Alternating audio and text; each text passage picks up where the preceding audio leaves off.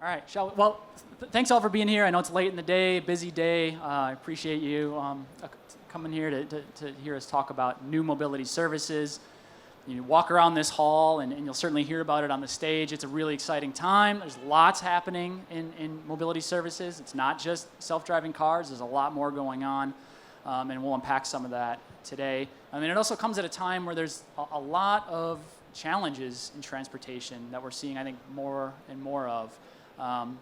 Congestion, air quality issues, access and affordability issues, a whole host of things. And so it's really timely that we've got both these challenges that are really acute and a whole array of new services coming online to hopefully help us address some of those. So great panel with, again, I think a really diverse set of services being represented here. And I thought to kick off, maybe we'll just go down and ask everybody to kind of introduce themselves, who you are, what you're about, and then maybe talk a little bit about where do you see the greatest opportunity for some of these new services to actually have benefits on society to address some of these challenges that we're facing. Do you want to start, Judith?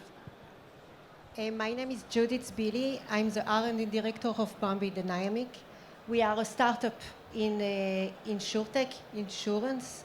We are building a platform for insurance to enable new services, new flexible services, like usage-based insurance or on-demand insurance. Okay, our view regarding the new mobility revolution, I'm using the word revolution because we see a big change today in the way that we are traveling, moving in the big cities.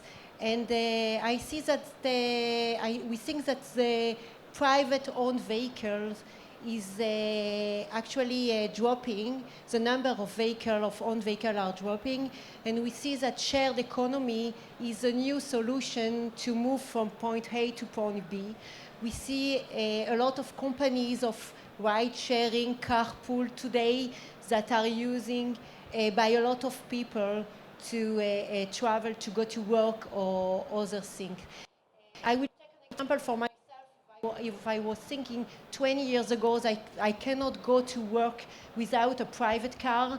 I think that today public transportation, scooters and bike rentals that we can see in all the cities is a right revolution for the mobility. This is our point of view.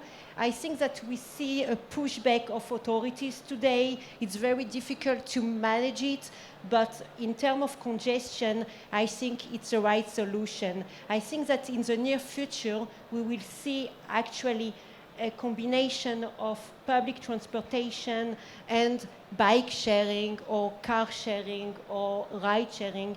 I think that the solution will be to manage everything together. And I think when we talk about 2030, we think actually the prediction says that we will drop the number of owned vehicles to 40 million, when we are talking today around 2,000 million. Great, thanks. Yeah, and hopefully we'll come back to that kind of role of government, integration of public-private sector a bit later. So, Guy? Yeah, hi. My name is Guy Kaplinsky. I'm the chairman and a co-founder of NFT. We're building ASCA, the drive and flying vehicle, and we're presenting here. So what we're building is a vehicle that you can drive on the road, open wings, and vertical takeoff and fly as an aircraft.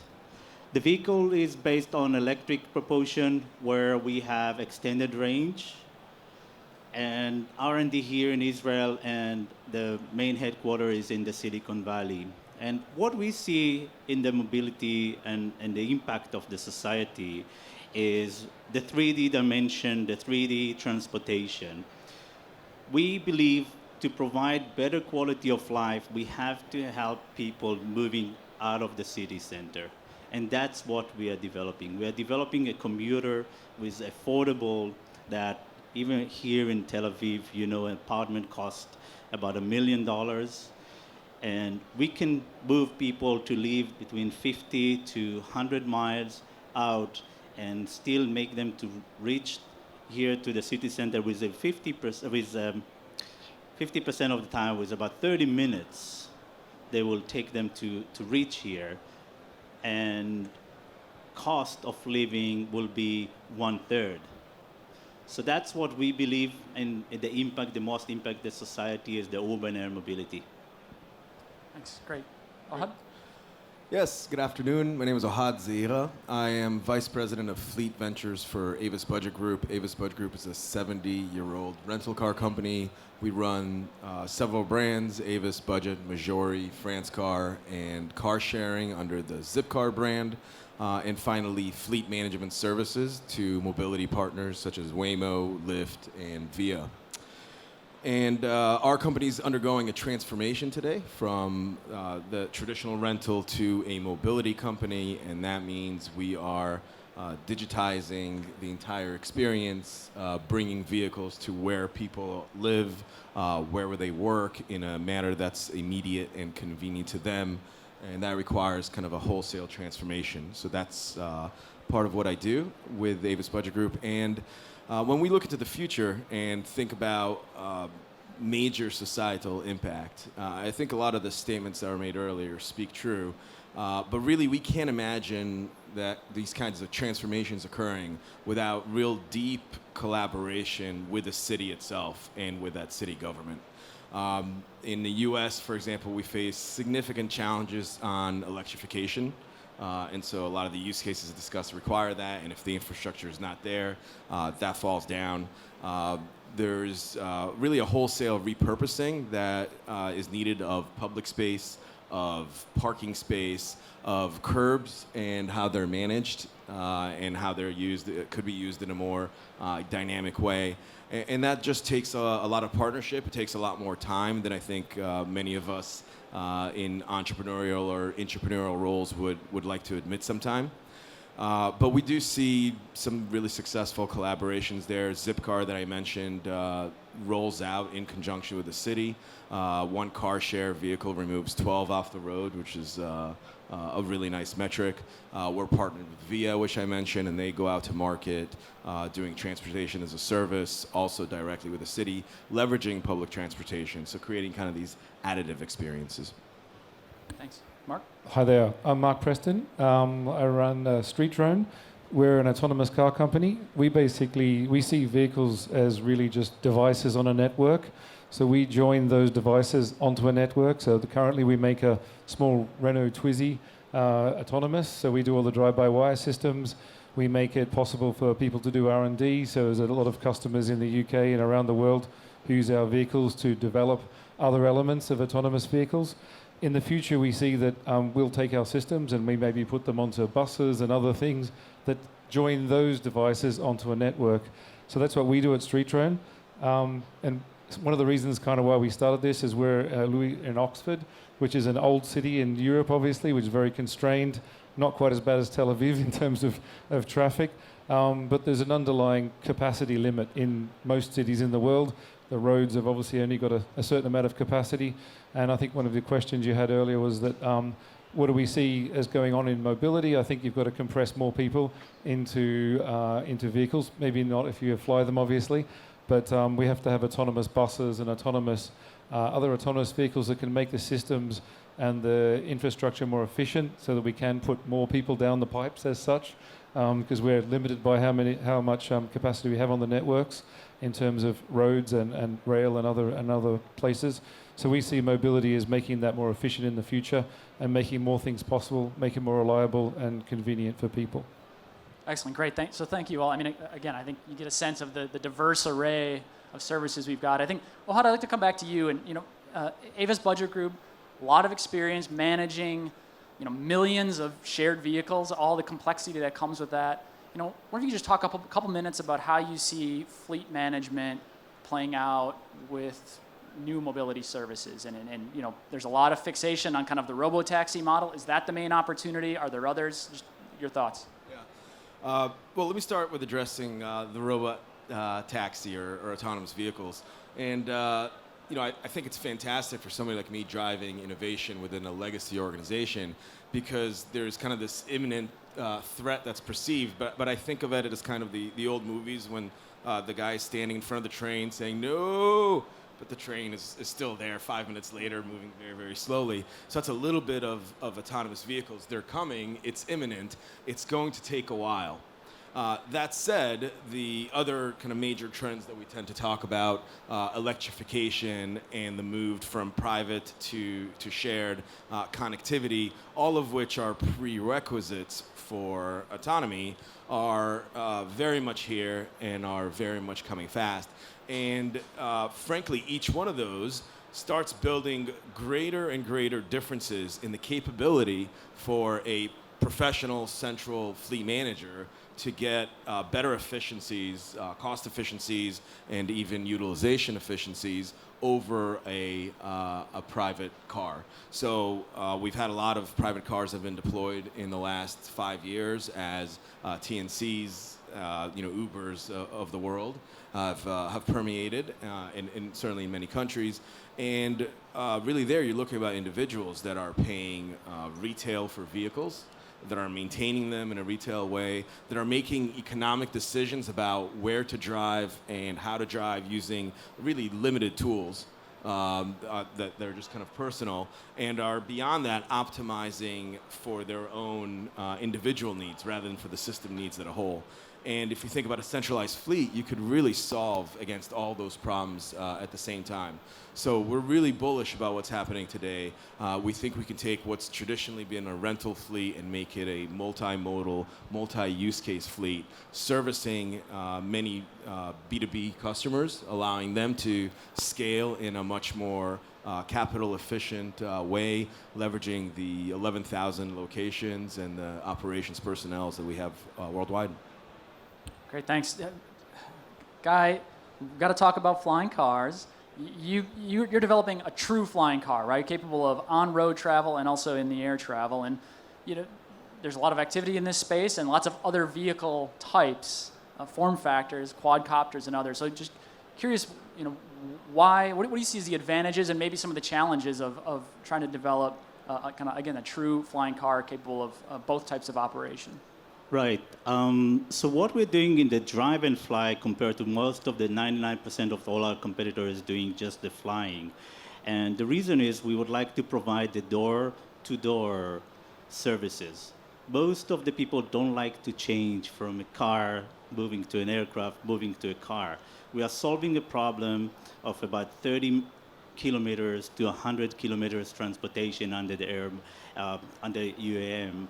And we have to provide a high quality of services. So door to door, it's a key issue. 91% of the US commuter drive their own car. 69% of the super commuter, which is driving more than 90 minutes per way, driving their own car.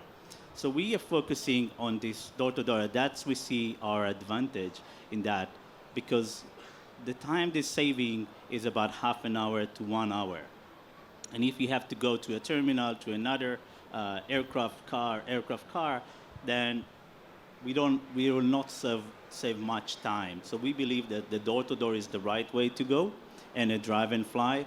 On the other hand, we are paying the price of carrying extra weight of a car itself. Okay, that's fair.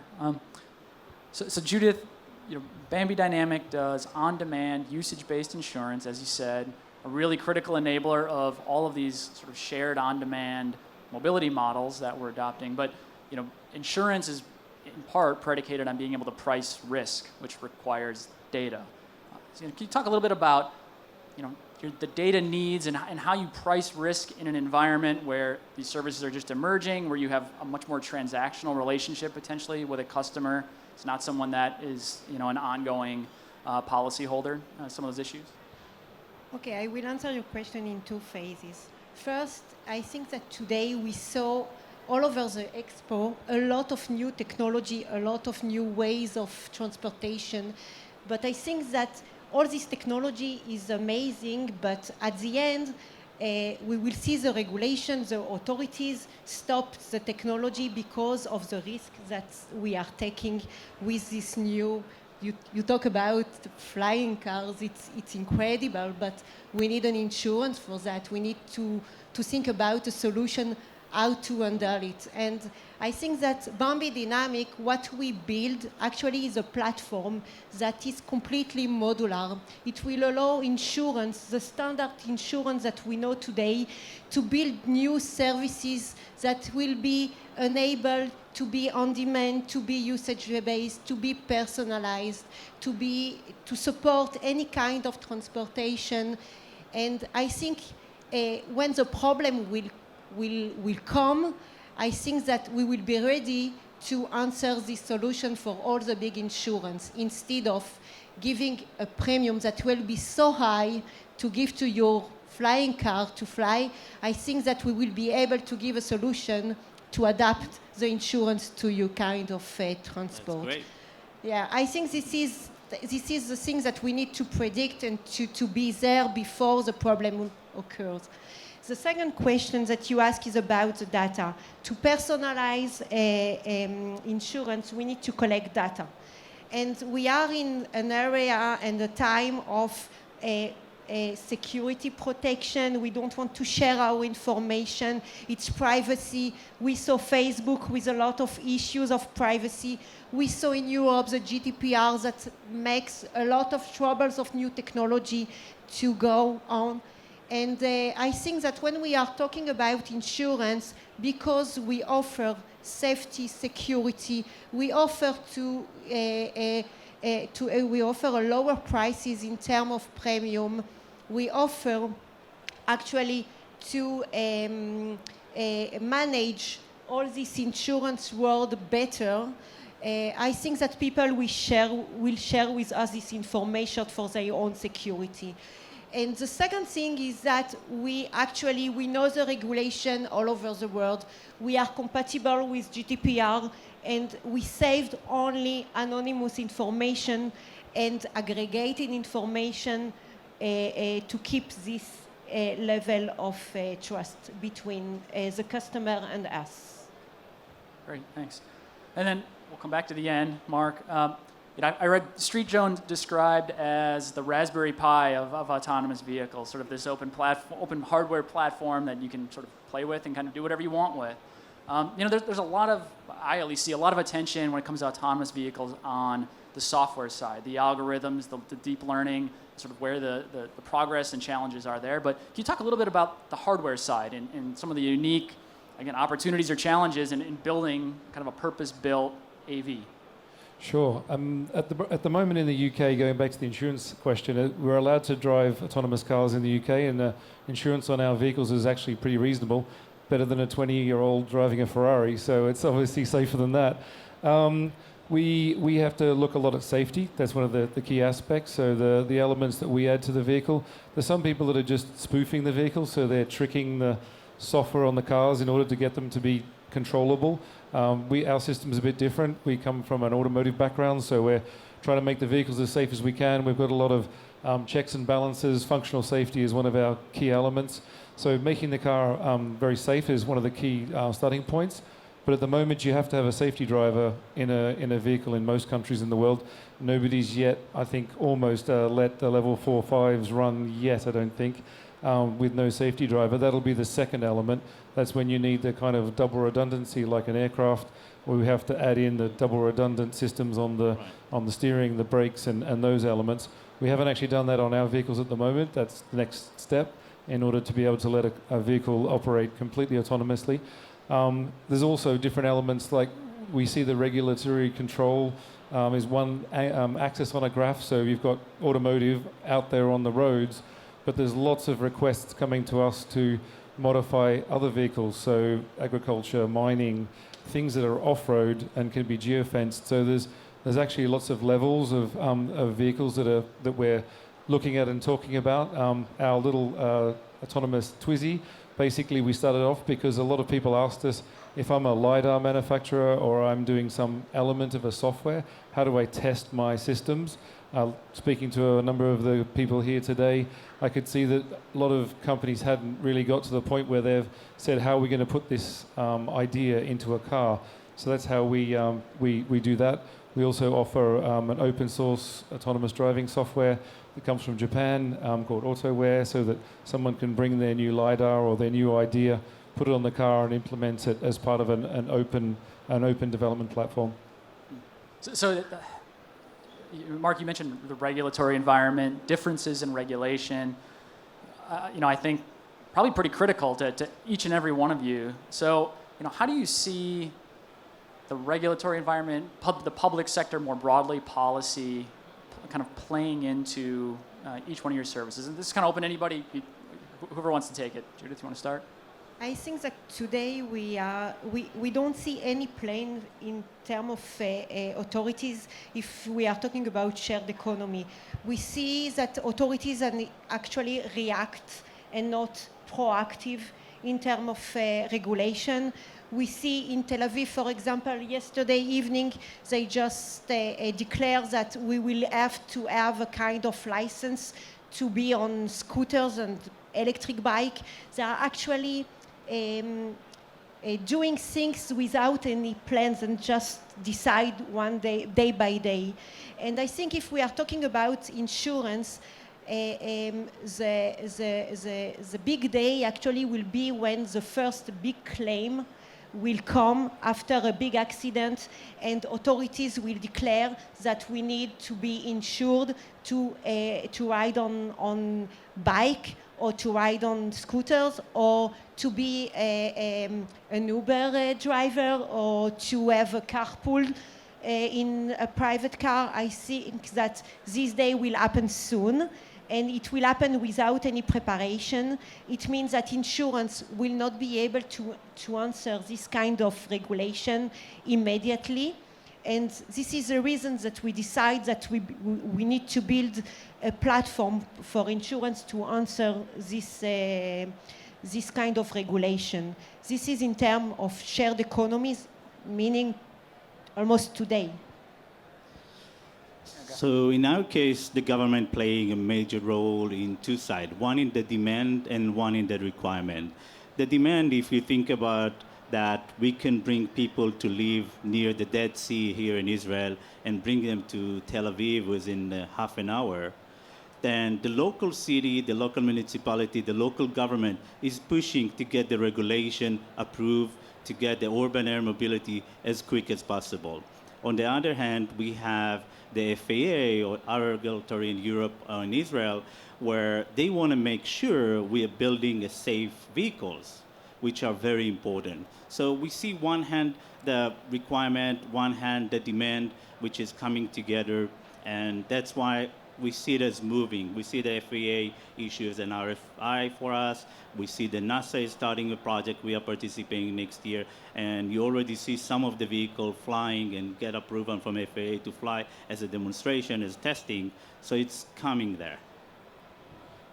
We see regulations coming up, I would say, in a very ad hoc manner on a city-by-city basis, with municipalities really trying to think about how to control air quality, how to control congestion, and how to generate a tax base in their cities.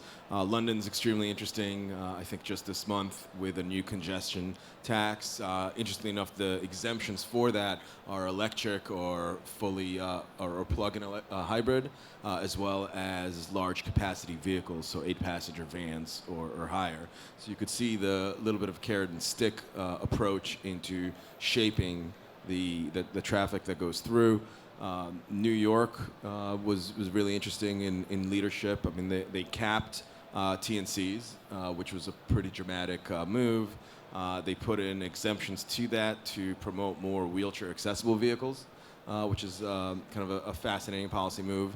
And then I'm not sure exactly where it is along the lines of deployment, but they significantly challenged, if not the validity of independent contractors, then the pay gap between independent contractors as drivers and employee drivers, but employing almost a quasi minimum wage that says they have to earn a certain gross in order to have kind of an affordable lifestyle. So we see all these things coming in, leading for very specific conditions in which you have to operate in. And it's not very far-fetched to me to think of a world where the vehicles themselves become much more regulated. So maybe level 2 autonomy is required, and it becomes the same as wearing a seatbelt or not smoking when it comes to a municipality. We see a lot of developments in the area, but it's unclear that there's one single force really shaping it. Yeah, and also we find in the UK they're actually working a lot with us. So the UK regulations for autonomous testing is quite low barrier. You basically have to have a person ready and able to take control of the vehicle and has to be insured. And insurance kind of looks after the rest, whether it's MOT'd and it's got all the right things. So it's actually quite simple at the moment. But the next step is obviously how do you take the driver out? And they're talking a lot to people like us, companies around us, because they don't know what to do either. So everybody's trying to figure it out. And luckily it's kind of happening together. I don't know if they'll be behind us or ahead of us, but certainly a lot of discussion going on. So you kind of described policy right now, and I'm going to put words in your mouth a little bit, but ad hoc, reactionary, a little bit piecemeal, letting the private sector sort of take the lead. If you had a direct line to the head of the FAA or whatever public authority you want to speak to, what advice would you give to government leaders who are trying to get ahead of some of these issues and maybe craft smarter policies or regulation? And it can be whoever wants to take that on, please. So in the urban air mobility, we are working very close with the FAA. We cannot push that too much because, we have to develop a very safe aircraft. So I think we're moving in the right direction, step by step. We're talking about 2025 where those vehicles will be autonomously flying. So I think we cannot complain of the process. They're very enthusiastic. They're working very hard. The issue is an RFI for the landing areas. NASA is issuing RFI to show the vehicles. So next year you'll see a lot of vehicles flying in NASA together with them to build the road in the air. So I think from our side is progressing a little bit different than what you guys facing. I think it's going pretty good in the UK because I think most of the countries like the UK, the motor industry has dropped down, so the government's looking for new industries, so they're pushing quite hard actually to make it a good place to test vehicles, for example, in the UK, and I'm sure it's the same across the US with different places will allow different things to happen. So I think it's happening reasonably fast. It's could go quicker, but then we can't keep up either. We've got time to do our work as well. I'm going to play a little, this is a little bit of wishful thinking, I suppose. But we find that city governments especially, but governments in general, have a hard time with the concept of making money. There's a tax base, right, that pays for the costs that they accrue, but in terms of creating their own revenue-generating opportunities is a bit of a difficult concept. And if I was to think about how to align public-private policy with that shared interest, would be rev share agreements with some of the concepts that are coming out, whether ours or whether they're a flying car. It aligns incentives, right? But then also puts a kind of cooperation that forces private enterprise to behave towards the common good. So if I just take a moment, just to what we see the government, they don't get a direct benefit, but they get the benefit that people moving to the area.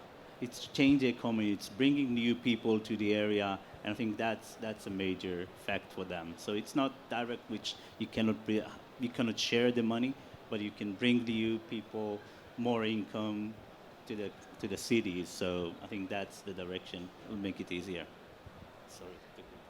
Yeah, it's okay. I think that actually what we see in the shared economy is a mess because they allow everything without any regulation, and suddenly they stopped everything with a lot of regulation.